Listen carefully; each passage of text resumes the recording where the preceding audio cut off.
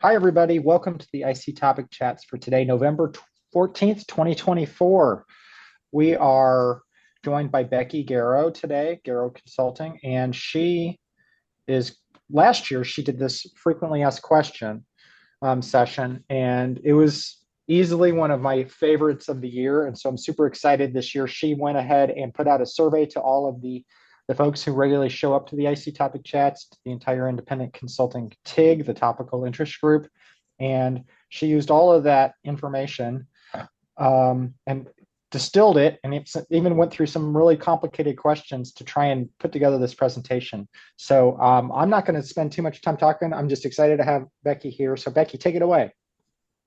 Hi, everybody. Thank you for having me again. This is the rapid fire session. So this is your session. You submitted all of these questions, right? So how fast are we going to go? We're going to go rapid fire. If you want something more appropriately paced, go to YouTube, and Goshen Consulting has all of the more appropriately paced videos on YouTube where you can check them out. Really important message before we start. 0% of this is professional advice. 100% of it is professional opinion. So make sure that you talk to your CPA and talk to your lawyer. And yes, you should get a CPA and you should get a lawyer. What did we do? We sent out a survey and I got 34 responses, two emails. I got one text message. That was kind of crazy. But I actually received over 75 questions, pieces of advice, and ask me anything. And I am going to attempt to address them all right now. So buckle up, Buttercup. The dirt's about to fly. Most of you who responded to this survey have been an independent consultant for at least 2 years. So that was good. Part one, everything you wanted to know and weren't afraid to ask. Question number one, how do I work with an institutional review board? How do I ensure I'm getting informed consent? So first, you should get your human subjects research certification. This can be done through Citi. It can be done through Health and Human Services. Viable Insights Institutional Review Board actually offers one now. Do you need IRB? Your client may already have an IRB that they are required to work with, either the state, their organization, or their tribal IRB. You can pay for an IRB, right? So you can include this as a part of your service packages. I recommend Viable Insights IRB. Did they pay me anything to say that? No. But I have used a couple of IRBs that I've had to pay for outside of an organization or state. And look, Matt's even got the water bottle from VIRB up there. He recommends them too. This is their website. Use them for all your institutional review board needs. Should I get an accountant? Yes. You don't want Uncle Sam coming for you. How to provide an estimate to a client who is seeking evaluation services but doesn't give you any kind of parameters. My favorite response to this is to reply, "Hi, what is the budget?" Now, if you want to kind of soften this up a little bit or ask more details, I like to say, "Please provide the budget range for your evaluation project so we can scale our proposal appropriately." Now, if they still don't answer you, you can give them the gold platter evaluation scope of work and the associated costs. This should be deliverable based. So each deliverable is listed out with an associated cost. And when they inevitably come back and say, "Oh, dude, that's like way too much. Like we want to do it for a lot less. Actually, now we've somehow magically come up with our budget range and here it is." You can say, "That's amazing. I am going to let you decide which one of these delivers you would like to cut out. Did you want to do recruitment? Do you want to handle incentives?" So let them do that. They have a little bit of control of the process. Is cold calling organizations a viable strategy for finding work? No. What are the questions you ask when setting your business goals? Well, friends, only you can decide what your business goals are going to be, right? But I would ask myself, how much money do I need to make? And how much money do I want to make? I'm putting these money questions up first because, after all, this is a job. We got bills to pay, right? You can then ask yourself, what do I want to do? And how much time do I want to spend doing that work? How much of that time do I want to be paid? And how much do I want to spend on this overhead, right? So these are just sort of the basics. This is getting started. We can refine once you've sort of identified these things. Then you start going into your own personal key performance indicators. So, this is the benefit of being an independent consultant, right? We have a lot more flexibility. So I know Jessie over in Vermont, she kind of plans out her ski days during the winter. Matt in Illinois, he would go and he would plan lunch dates with his daughter, right? That was a benefit for him of being an independent consultant. Me, I like to take bike rides. I'm in California. Joe, he's in Canada, and I think he takes moose rides or plays hockey or whatever you and Meg are doing in Canada. Should you be going after RFPs to get evaluated evaluation clients? No. Too niche or not too niche? Now, first of all, it's pronounced niche, not niche. Now, only you can decide what you want your niche to be, right? And I'm actually going to add some bonus advice right here because somebody offered this. They say, be super clear about your niche rather than presenting yourself as able to do anything and everything. Build your practical and theoretical experience on that niche and your ability to work ethically, respectfully, and warmly following your AEA principles. So, this is from someone who gave advice in this. And I would also say you can think creatively about your niche, right? So, my niche might be public health, research, evaluation. Maybe I've worked closely with tribes, tribal health programs. But other things I have are my niche that I work fast, right? Like clients know that I have very quick turnarounds for things. So, there's little ways that you can set yourself apart from other folks in the field. Help! I started my business without much of a safety net. What are some ideas for bringing in money and work that feels relevant and may lead to major evaluation projects down the road? Friend, only you can decide how broke you want to be. I actually think you need to get a job. There are no quick fixes for building a profitable evaluation consulting business. If you do not already have savings or a runway, this may be a better option for you right now. Should I use my name as my business name? What are the pros and cons? Okay. Yeah, sure. Use your name. This can actually be cheaper in some states because you don't have to file a fictitious business name. And then you are your brand. I do this, right? It's Garrow Consulting. People know what they're getting when they get me. That said, if you are building something out that's a little bit more specific or plan to hire other folks, you may want to think of a name that represents your business. You know that I also have a bicycle tour company in Sacramento, and I didn't call it Becky's Bike Tours because that just sounds fake, right? So Sacramento Bike Tours, California is something that I paid for to get a fictitious business name filing. But I'm going to give some bonus advice right now. No matter what you do, show that you are serious. So number one, pay for a domain. Shockingly, Garrow Consulting was still open as a domain name when I started my business, right? So I paid $12.50 a year to get that domain name and I got a website. Your website can be minimal, one page. Put up your contact information, put up some work examples, show you are a legit business. Get an email, get a business email. Stop using Gmail or God forbid, Yahoo, Hotmail, Comcast, AOL, Netscape, or whatever. You want to have a domain name with your email. This is going to set you apart. It's going to make you look like you are a true consultant, not someone that's just sort of doing this on the side and maybe has other commitments, right? It will demonstrate to clients that you're serious. And this can be done for less than $50 a year. What is your biggest advice for landing contracts and finding clients? I've responded to a handful of RFPs, some at places where I had connections and knew the hiring team with no success. So, real talk, a lot of the times RFPs, they're looking for losers. They already know who they want to hire. They are trying to get additional applications so they can say, look, we've followed the solicitation process, right? But if you already knew folks there, I would actually ask for feedback on your proposal. So I would ask maybe some colleagues to look at the proposals you've been submitting. I'd ask the reviewers for feedback. I've gotten a lot of feedback from proposals this way, right? This is a good opportunity for you to see if your proposals are competitive or can be improved. So my biggest advice for landing contracts and finding clients, do excellent work. Repeat clients are the best and easiest clients. Number two, network. Network here at the ICTIG or anywhere else, right? Some people have too much work. So make yourself easy to remember and make it easy for people to contact you and hire you. People are lazy. Do you think when I need help, I go and I write the solicitation and post it? No, I go to somebody I know. I'm like, hey, do you have time? Can you do this work for me? Right? Referrals. By networking and doing excellent work, you will get referrals. This is 0% time writing a proposal. These are the best ways to get contracts. So, when everything is a possibility, but your cash flow is so volatile, how do you keep calm setting your course? I struggle with finding consistent sources of revenue. It always seems to be feast or famine. Any advice on how to ensure stability? So, this was a long question. I'll answer it in three parts. Stability. This is actually not for the independent consultant.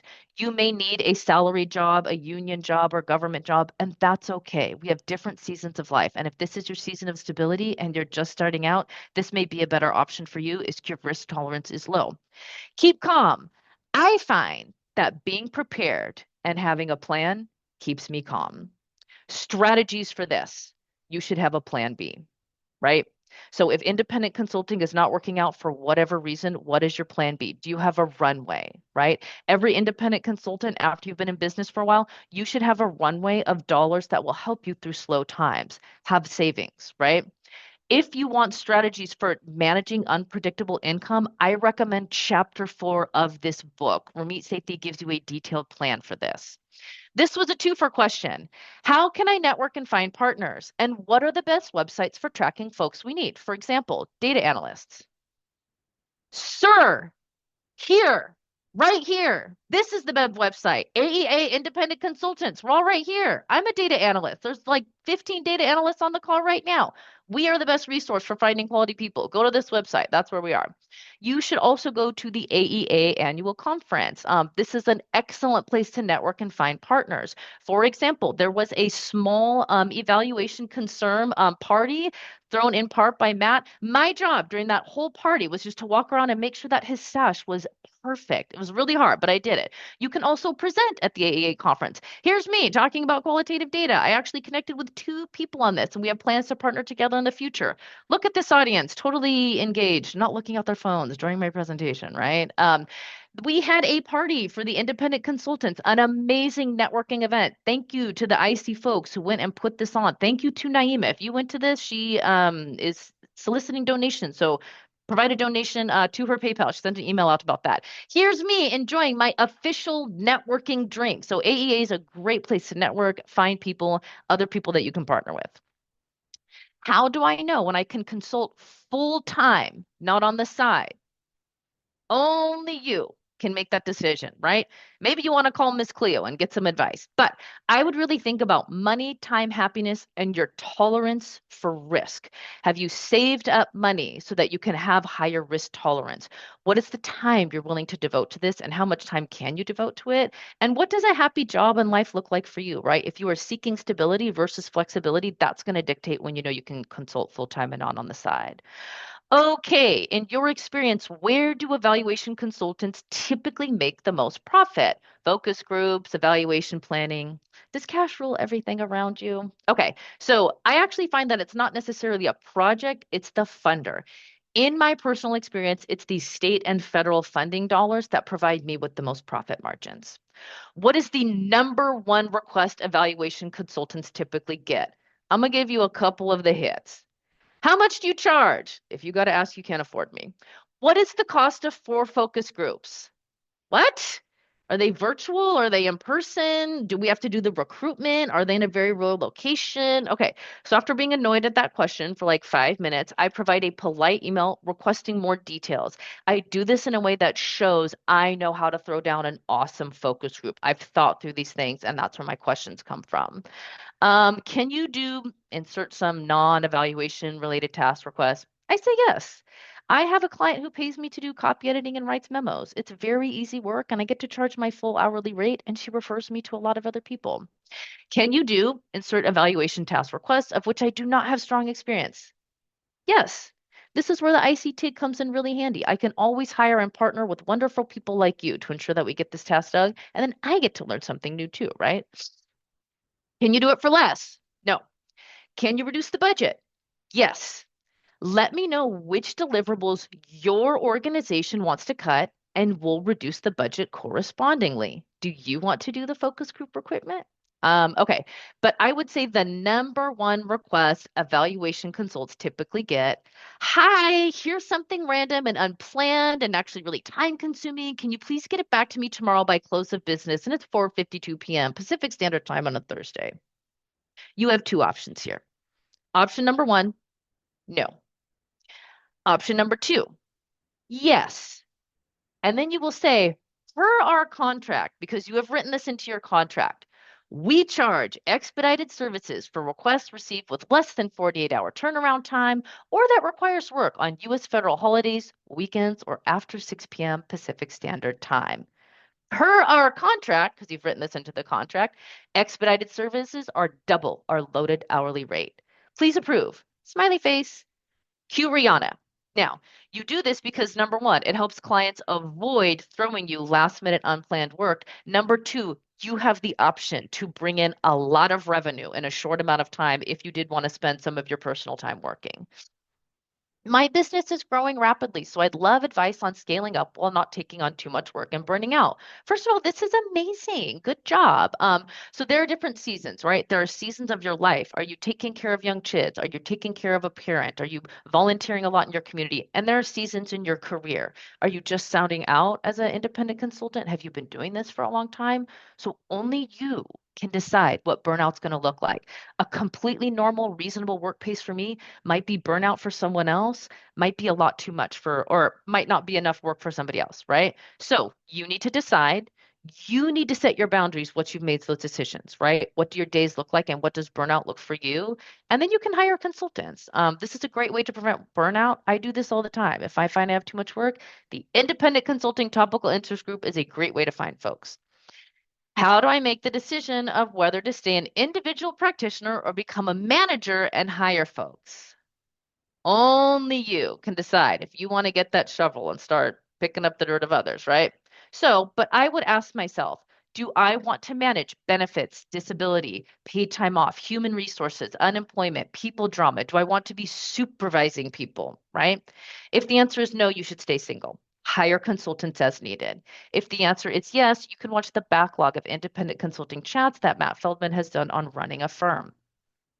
What are the pros and cons of being a subcontractor for evaluation projects? We could do an entire session on this. But I would just say in summary, the pro is that you have flexibility and you have specialization and you can drop a client or say no. If you're internal into the organization, you can't say no, right? But the con is that you have less control.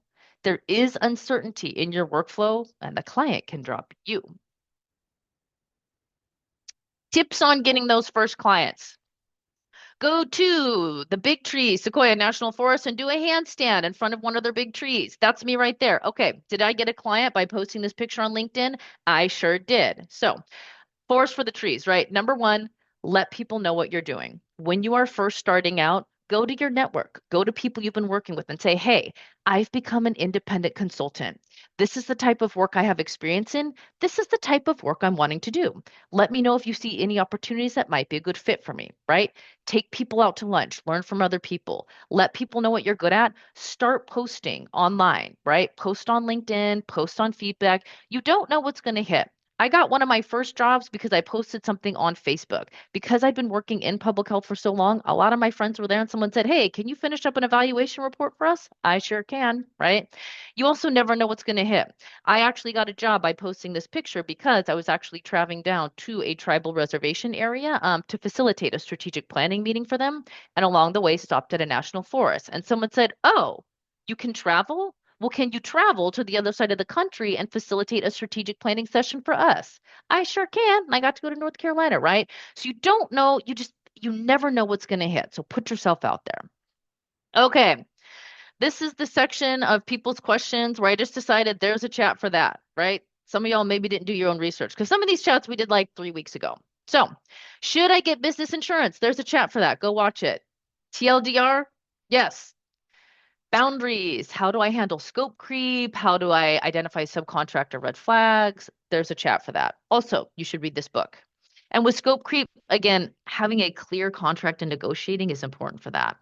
Side hustles. What lessons can you share about setting up other income streams? For example, podcasts, online courses. I want details and information on technical stuff like software platforms. Maybe this needs to be its own topic. Okay, you're right there. We're not going to talk about like podcast platforms or something here. You should go talk to Ann Price. Also, there's a chat for that for side hustles. So go watch this. I know that a lot of folks will do teaching, university, or extension work. I do that myself. You can also set up a side hustle with something you like to do. For example, did you all know that I have a bicycle tour business? There's my side hustle. How to write or review a contract. There's a chat for that. How to hire and manage subcontractors. There's a chat for that. How do you estimate time and cost accurately? There are 2 chats for that. Um, I find it difficult to find RFPs that are a good fit for my skills. How do I find things that are a good fit for me? So only you know what's going to be a good fit for you, right? But again, go back to the basics, networking. If you have a network of people that are doing similar projects or interests, this is a good opportunity for you to do the same, right?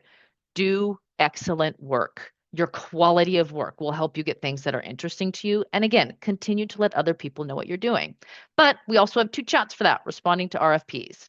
Section two, everything you wanted to share and everything you weren't afraid to dunk on. So, a lot of you gave advice. The advice typically fell into one of these categories: networking, getting referrals. Don't be afraid to ask for help, show your work, be brave, and outsource, right?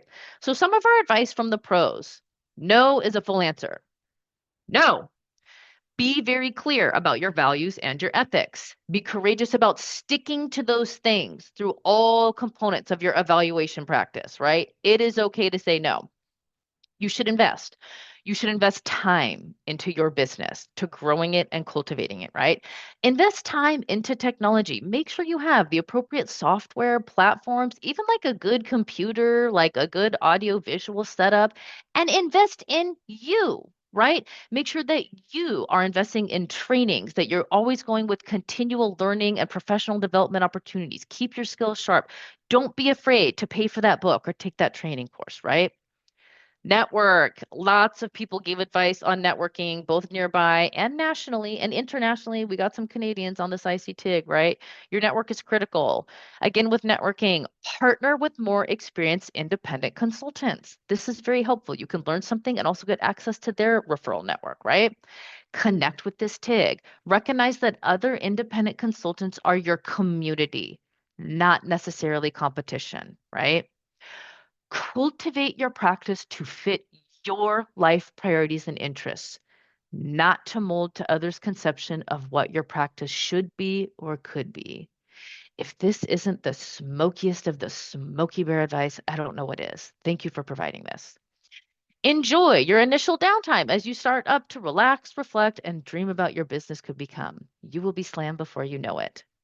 Create a group of 3 or 4 people for support, ideas, wisdom, and friendship. Meet regularly. Don't go at it alone, especially said the lettuce.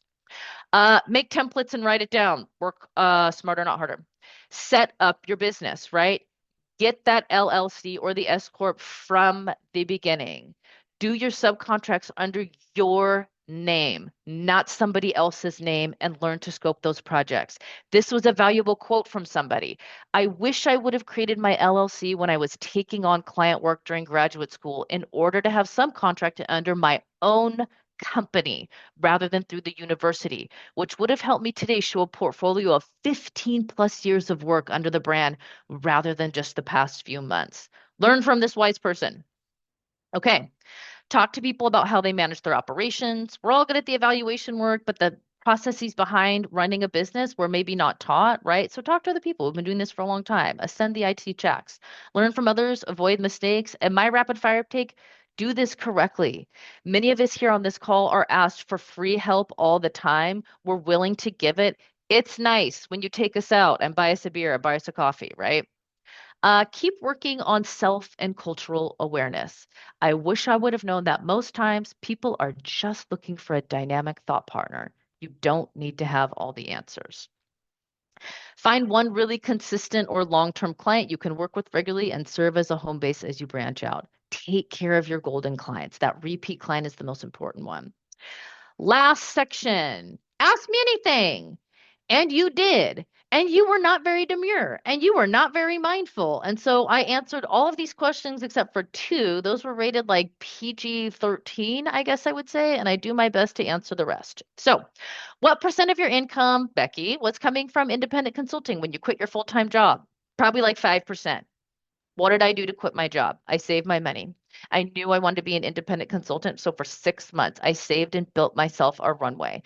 I also mentally prepared that if this wasn't going to work out, I was prepared to apply for a job at Starbucks, right? Why Starbucks? Because they have really good benefits and I like coffee. Later, I thought, wow, sometimes you have to start your shift at like 4 or 5 in the morning. And that did not really mesh well with me, right? But I worked on my business every day. I kept trying, right? But you need to be fiscally prepared to quit your job.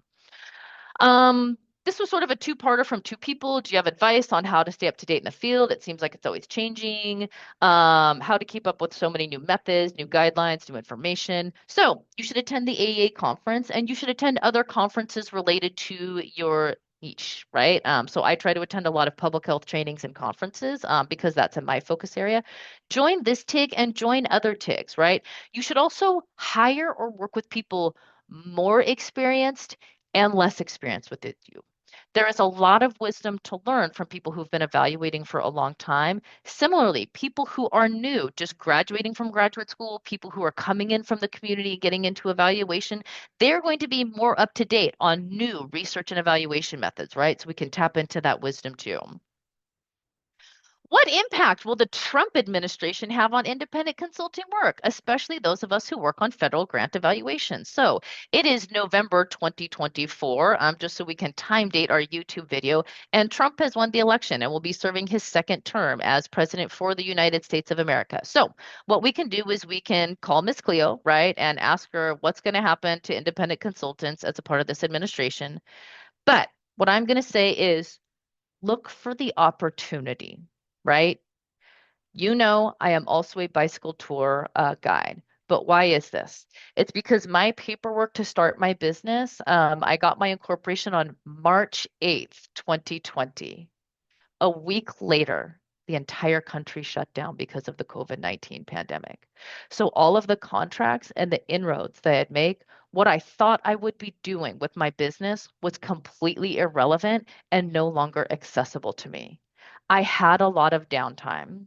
So I complained and felt sorry for myself. And the next day I got up, I continued to work on my consulting business. And I also said, I can still go outside. I've always wanted to become a bicycle tour guide. What can I do to set that up? Within 3 months, in May of 2020, I launched Sacramento Bike Tours, and it provided me with a small source of income, but a large amount of joy. In that year, Sacktown Magazine, every year they do the best of Sacramento, right? Best of the city 2020. And in my first year of business, Sacramento Bike Tours was featured as one of the best things to do in Sacramento. Did I get like 15 copies of this magazine and send one to my grandma? And does she keep it on her coffee table even 4 years later? You bet. This would have never happened to me had the COVID-19 pandemic not come. Now, I'm not happy that we had a pandemic, right? Even though it was like very fascinating from a public health perspective. But we find the opportunities even when things don't go the way we think we go. You can do it. So, Becky, you're the queen of boundaries. Has a client ever laid down a boundary on you? Probably, but I can't think of any instances. And I'm assuming it is because I am so good at sending boundaries. I'm good at respecting other people's boundaries. So when someone sets a boundary with me, I don't even think about it. I accept it, right? How do you keep track of your network of independent consultant connections? I just keep a folder. It's called Steph Resumes. When I need inspiration, I go in there and I look at it. This is why I always ask for a resume. What was the most memorable project you worked on and what made it remarkable? I will keep this brief, but in the Central Valley of California, we did a study in Kettleman City on cancer concerns based on the new wastewater treatment plant that came into this small, low income community. We spent a week there and we knocked on every single household in this community. We did a little mini census, right? So that was a really fun project. But what was also important to me was that not only did we publish and print out our filings, you can find this on my website, but we shared them back to the community in a meaningful way. So we learned that literacy was a little bit low, and 80% of the people who responded to our study spoke Spanish. So we created a community profile that we gave back to them, and we had one of our staff members who was also an artist actually draw out a lot of the things in the report. So this was a really special project. What is a key book or network that transformed your practice? I have really struggled with my communication skills. I really need to learn how to be forthright without being too blunt. So, Difficult Conversations was an excellent book for me. I Will Teach You to Be Rich by Ramit Sethi, which gave me practical advice on how to manage my personal as well as professional finances. Learning not only how to save money, but how to spend money and not feel guilty about that. And Salt, Fat, Acid, Heat. I work at home full time as a consultant, pretty much, right? So I need like delicious food in my home, and I no longer have to pack like a cold lunch and bring it to the fridge at work. What are some of the best roadmaps for getting started in the field? The ICTIG YouTube chats, send Matt cookies. Another person's rapid fire. What are effective methods for slowing clients down when they need to pay attention or something they're glossing over? Let them know what's in it for them. Maybe they actually don't care about the evaluation results or the community. Maybe they care about finances. So find a way to make it relevant to your client, right? How do you continue to work on self-awareness and exploration of positionality? Um, I respect other people's experiences, opinions, and perceptions, right? What are some tips to do this work? Be an enthusiast. Every day, be enthusiastic about the things that people are going to have to teach you. I'm a big fan. Oh my God, thank you so much. Have you ever been a peer coach or mentor, and would you be open to it now? Asking for a friend. Yeah, that sounds super fun. When thinking about starting to get bigger projects, how did you change your business development strategy to attract bigger projects? I'm thinking greater than $30,000. Unfortunately, my answer to this, or maybe fortunately, it's hard work and luck. Keep putting in that hard work, right? You are setting the foundation so that when a lucky or amazing opportunity lands, you're going to be prepared to take it. So, these two things, it's going to happen for you. I know it. What marketing strategy has been most successful for you? I thought about this a lot, and I think it's just being me, right? So this is actually a beanie that somebody gave me in Portland at the American Evaluation Association conference, and it has Smokey the Bear on it. You know who you are. Thank you so much. This was so special. I got a little gift, right? So I think I've branded myself. I also strive to be a top performer, and I try to provide quality work. Keep it simple, do really good work, and clients will come, right? I am also very referral based. So I take very good care of the clients I love because they refer me to other people. And I do post about what I'm doing on Facebook, LinkedIn, and Instagram. I've gotten work from all three of those areas, right? Just post what you're doing. Okay. You've mentioned you're fully loaded and rush hourly late, which I love. Thank you. How did you determine your hourly rate? So this is what I did. When I first started out, I calculated my total compensation package, not just my salary, but how much my company was paying for my health insurance, my life insurance, transportation subsidies. I added a few $1,000s a year for computers and software. I charged that. As I gained experience, I raised my rates. Every year, I now raise my rates. I give myself a raise. I would be getting a raise if I worked in an employment industry, right? I also ask other men and women what they charge, and I try to meet or exceed that. This is an ongoing process. What's your favorite kind of pie? I actually don't really like pie that much, so I will now present to you the only acceptable pie chart on earth, which is the cheese pie chart. I prefer cheese, and I love camembert, like a triple king brie, cambozola, aged goat gouda. I love cheese. Does your bike have a name? And if so, what is it? Friend, you have made the incorrect assumption that I have only one bike, and I do not. I have five bikes. So I have a specialized stump jumper. This is for mountain biking and doing little tricks. I have a Surly Pacer. This is what I use just for like commuting around town and doing my bike tours. I have a Cannondale, which I do for long distance 30, 40, 50, 60-mile rides. I have a Brompton folding bike, which I brought with me on the plane to Portland. I actually biked 50 miles while I was in Portland. What a beautiful city. And I have a specialized e-bike, which is an excellent trip replacement. If you had to explain your work using only emojis, which three would you choose and why? This was the hardest question that I got. I thought about this deeply. I'm not kidding. 50% of this presentation, I thought on my three emojis, right? Number one would be a bullet train. I like to think of my business as strong and fast. Number two would be the lion emoji, because I think that I am not afraid to make mistakes. This has been a key part of my success strategy. I'm not afraid to fail. I get back up and I learn, right? The third one would be the star. And this goes back to a concept that I learned about a few years ago called shine theory. And in fact, someone one year even gave me a little gift. I have a little button. I don't know if you can see it, but it's like sparkly and it says shine theory on it. The theory is I shine, you shine. Shine theory is a commitment to asking, would we be better as collaborators than as competitors? And the answer is almost always yes. And in talking about shine theory, which was developed by two female friends, Aminatou Sow and Anne Friedman, Anne quoted, when you meet a woman who is intimidatingly witty, stylish, beautiful, and professionally accomplished, befriend her. Surrounding yourself with the best people doesn't make you look worse by comparison. It makes you better. That's why I'm here today with this independent consulting group. You are all amazing people. I am better just being around you on this Zoom meeting, right? Okay. Someone else's rapid fire. How do you find good project managers? I don't. I'm a project manager. Do you subcontract regularly with sister or brother companies? All the time. C, shine theory. If so, what gets you into this relationship?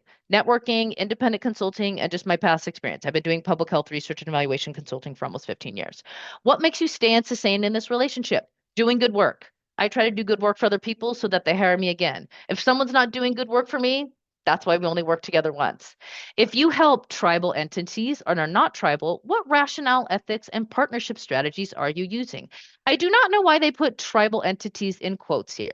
So, this question, we could replace tribal entity with any community group that is outside of our own, right? Which many of us do.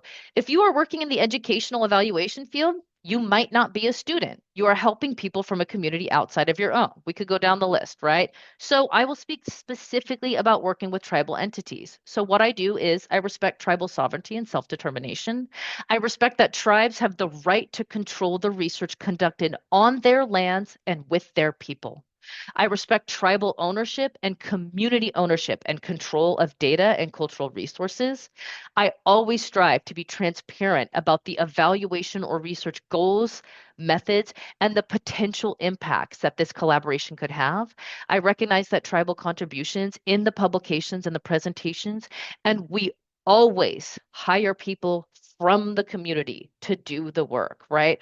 Always hire those community data collectors. What is my positionality? I had to look this word up. I didn't even know what it is. So thank you for teaching me something new. And I found this color wheel online, and so I'll answer a few of these questions. I was born in the United States of America. I grew up and I currently live in California. I've lived all up and down California. I'm middle-aged. I have my master's degree in public health. I am female. I am an assertive communicator. Creed. I looked up creed. It was like, what's my personal creed? I think my personal creed is just that life is short.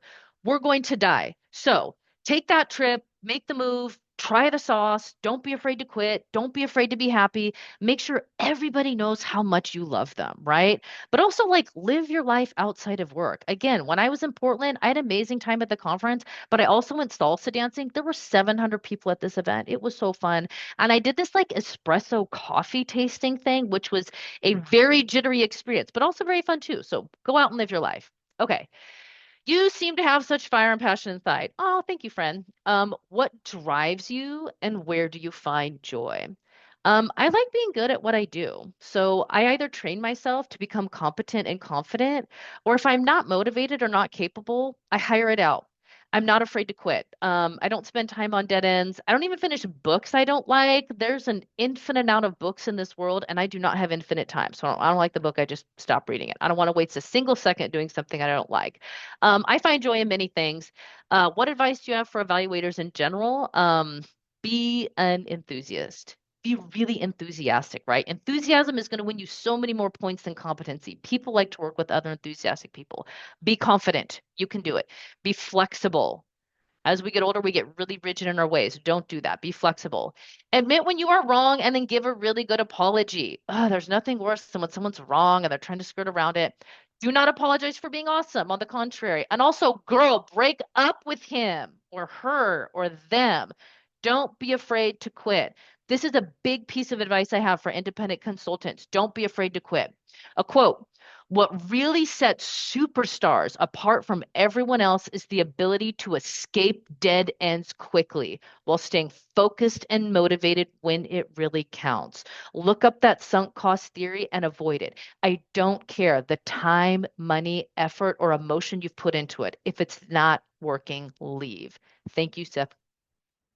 My biggest piece of advice is to do excellent work. This is going to mean more than any networking, fancy website, good tools. Do excellent work. And also do you, right? Only you can decide how you want to independently consult. This is all up to you. We have the blessing of being independent consultants, right? Like this is a really amazing, privileged place to be. So do it the way you want to do it. That's all I have. This was our rapid fire, and thank you so much for joining. Appreciate you all. Can we have some applause for that? Thank you. Applause to you all. And These were your questions. well, I can tell you, I wouldn't want to try and take all those questions on. That's amazing to me. Do you want to do the quick questions I do to all of our co-hosts. That's my question. So is now a good time to be an independent consultant, Becky? Yes. And if you had to start all over, what would you do? You probably covered it, but maybe that's I my two did cover it. questions. So, one thing I do wish I would have done is I wish I would have had more confidence in my ability to succeed as an independent consultant. And the repercussion of that, I wish I would have had an S corp from the very beginning. I started as an LLC and then I transitioned to an S corp. I hate paperwork and the paperwork involved with that. And it wasn't too expensive, but I wish I would have started that from the beginning. I even had to change my name. So I used to be Garrow Consulting LLC. Now I'm Garrow Consulting Inc. It's just a hassle, like with the post office and everything. So I wish I would have done that from the beginning. Yeah, I was very scared to start as an S corp. I had no idea what I was doing. I got over the learning hump, and I've never looked back, and I was fine Yeah. about it. All Yeah. right, we're going to go into the conversation phase. So Emily, go ahead and stop the recording.